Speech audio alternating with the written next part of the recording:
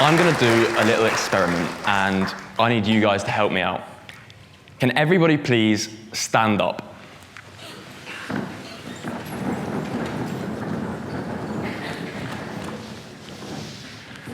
Okay, now stay standing up if you think that you grew up in a relatively good area.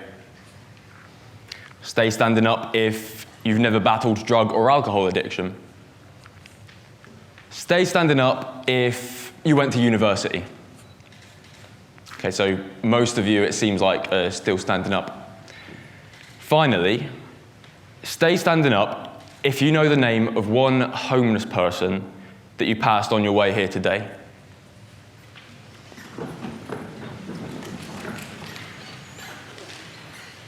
Okay, so most of you are now sat down. The rest of you can sit down as well. Like most of you, I've never struggled with addiction. I'm university educated. I didn't grow up in a ghetto. But I've also experienced homelessness. Growing up, homelessness was like a whole other world. I never thought that it would happen to me. I never thought that it could. I actually remember when I was a little kid, one of the first films that I saw was A Bug's Life. And I remember sitting down on the sofa watching the DVD, back when DVDs were popular. And there's this scene in the film where Flick, the main ant, he goes to the big city for the first time. And it's amazing, and it's dazzling and exciting. And then he bumps into this insect who sat down by the side of the road with a sign up that says, "Kid pulled my wings off." And that scene was just played for laughs, but it really stuck out to me. And it's the only scene from the film that I even still remember, partly because I remember saying to my mum after the film, "Oh, I just wish we could help everyone, even people in films." And then that thought stuck with me, and years later, I had to do something about it, so I became a filmmaker. But even then, I never thought that I would be in that situation. I never thought that I could. Obviously, I was wrong. I learned just how easy it is for things to turn around, and before you know it, you have no idea where you're going to be sleeping tomorrow night. A couple of years ago, I actually went into a school to give this inspirational talk about how amazing and how successful life as a filmmaker was. And that same morning, I'd woken up on a mate's sofa because I had nowhere else to go. And I've been really lucky. I've had friends and family to turn to. I've had a sofa to sleep on usually. My experiences are almost nothing compared to what so many people around the world go through on a day-to-day basis. And I've had the support that so many others don't have the privilege of. But even then, even if I have had a sofa to sleep on, the feeling of being in that situation, of not having your own home, of having to rely on other people for shelter, that feeling is unbearable. You feel worthless, you feel guilty, you feel ashamed, and even if you have those support structures and you have your mates around you, you just feel painfully alone. Because of my upbringing, I never thought that I would end up in that situation. I never thought that I could, but I did. It doesn't matter who you are. It doesn't matter where you come from. It doesn't matter how secure you feel, whether you're university educated, whether you've never struggled with addiction, whether you grew up in an affluent area. Anyone is just 2 or 3 steps away from being on the streets, from waking up on a mate's sofa, from having your wings pulled off. And your story of how you got there will be personal to you and will be different from everybody else's story. Now, a couple of years ago, I started out on a mission to capture some of these stories and to put them into a film called Sleeping Rough. And despite my personal experiences, I never could have imagined the variety of stories that we were told. Every single person that I spoke to, I learned something new from. And every single person that we interviewed had a different story to tell. Now, I'd like to take the chance to show you a brief clip from the film and share some of these stories.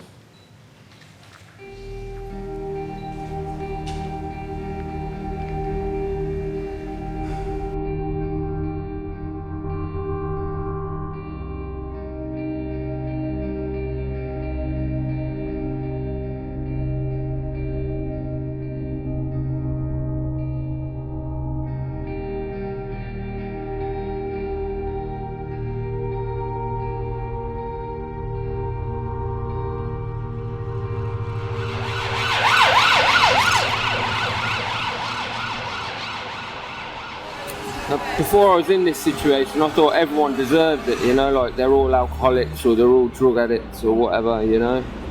And I didn't give people the time of day, you know, I thought they brought it all on themselves. Your depression, loneliness, when you go to bed at night, you're on your own.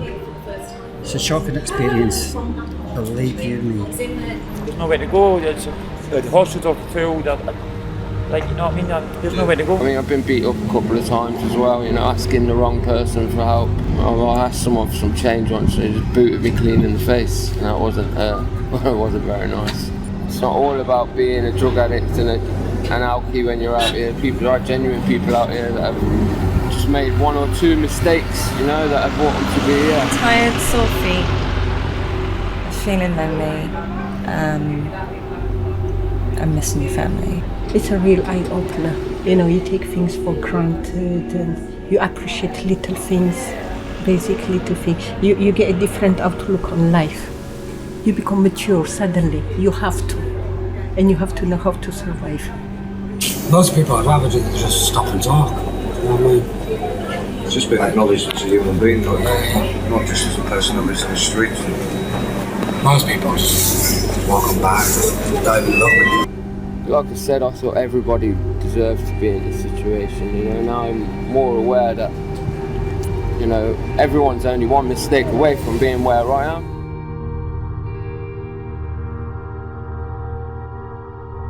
One of the things I learned from the film was that anyone is only one mistake away from being where he was.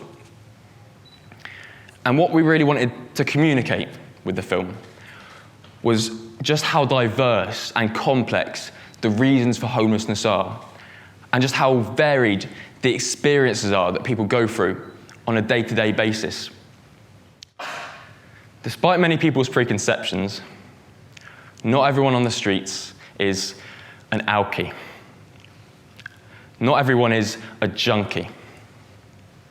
Not everyone is solely responsible for their own situation and how they ended up being there.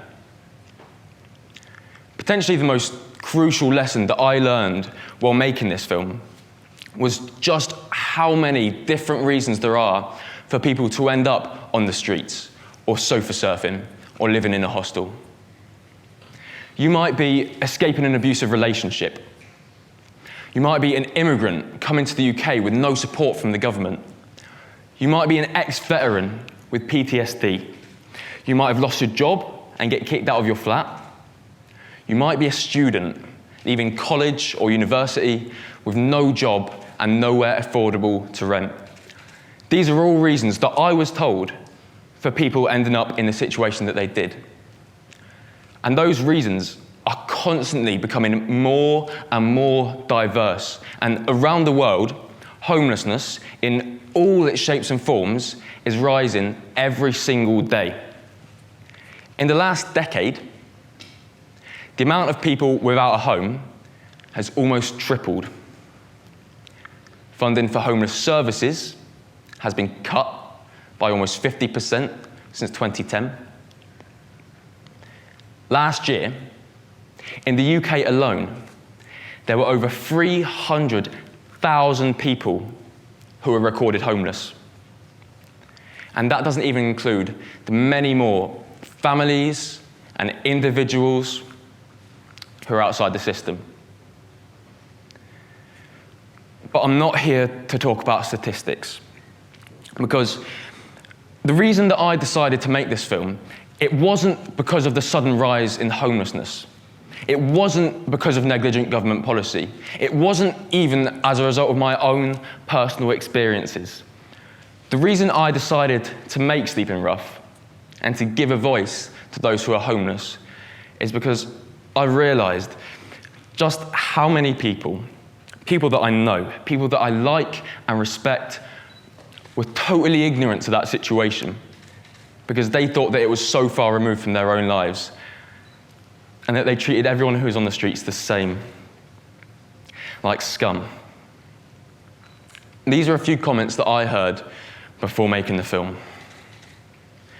I don't want to go near a homeless guy. What if he stabs me? Don't give him food. They'll just come back begging for more. Oh, if you wanted to, you could just get a job. Homeless people are just lazy. I'd love to help, but there's nothing I can do. Now, these comments didn't come from a place of cruelty or hatred, just ignorance, just a lack of education, just of thinking that you're so far removed from somebody else's situation that maybe they're completely different from you, that maybe they don't deserve the same respect. Because you might think that you would never end up in their situation. You might think that you're immune, but we're not. And whatever you've gone through, whether you're a politician or a banker or a filmmaker or a drug addict or a student, you are still first and foremost a human being. Now, hopefully, you'll be thinking, okay, well, what can I do? As an individual, what can I do? Well, first of all, you could volunteer your time and volunteer at a night shelter. You could lobby your local MP. You could start up a campaign. Maybe you could even make a film. But I believe that there's one small, concrete thing that literally anyone can do. And I also believe that it's by far the most powerful thing we can do. And that tiny, concrete action is to just acknowledge people, to share a human connection. When we were interviewing rough sleepers and people who were or had been homeless for the film, the last question we would always ask was, what do you want to see in the film? What do you want to say? And the most common answer was this: don't ignore me. Just a simple nod when you're walking past someone.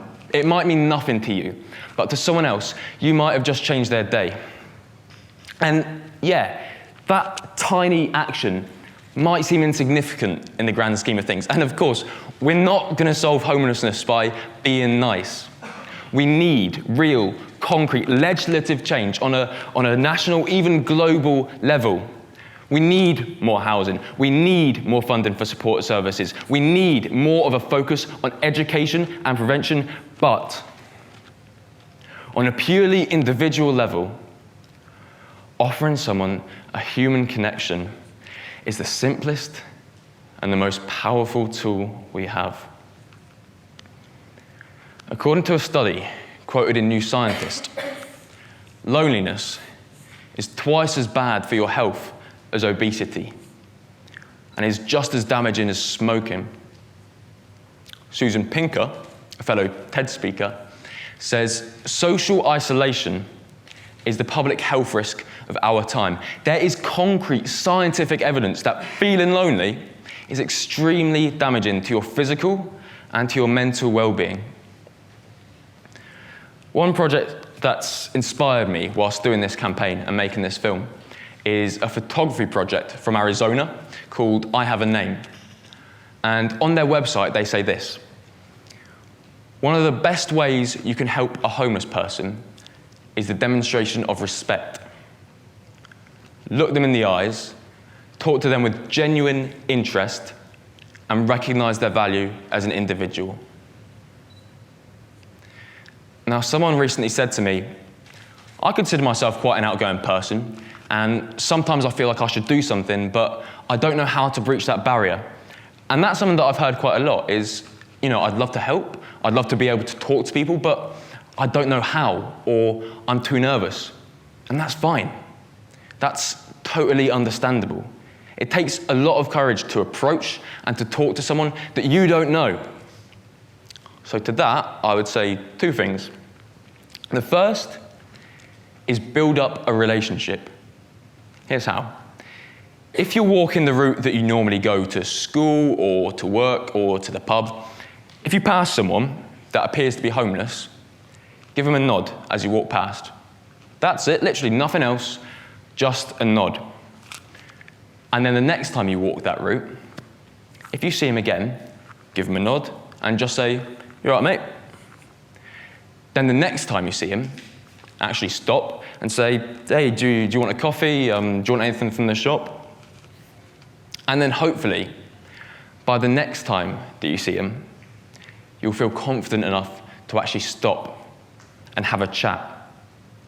Learn a little bit more about their story. Ask them their name. The second thing you can do is if someone approaches you, don't ignore them. Last week, this is a true story, last week, twice in one day, someone came up to me, and when I stopped, the first thing they said, the first thing was, "Oh my God, thank you so much for stopping. You are the first person today that hasn't ignored me." If you're in a rush, that's fine, but just have the decency to stop and explain that, rather than bowing your head and looking the other way or pretending to be on your phone. And by doing that, you'll be showing them the respect that so many other people won't have done. Because you might think that you would never end up in their situation. You might think that you never could, but you might. So the next time you walk past someone, don't ignore them. Acknowledge them. And if you do that, then somebody else might see you, and they might start to do that as well. And then maybe their mates will see them, and what if they start to do that? And what if their families start? And what if their future kids start? Because that's how change happens.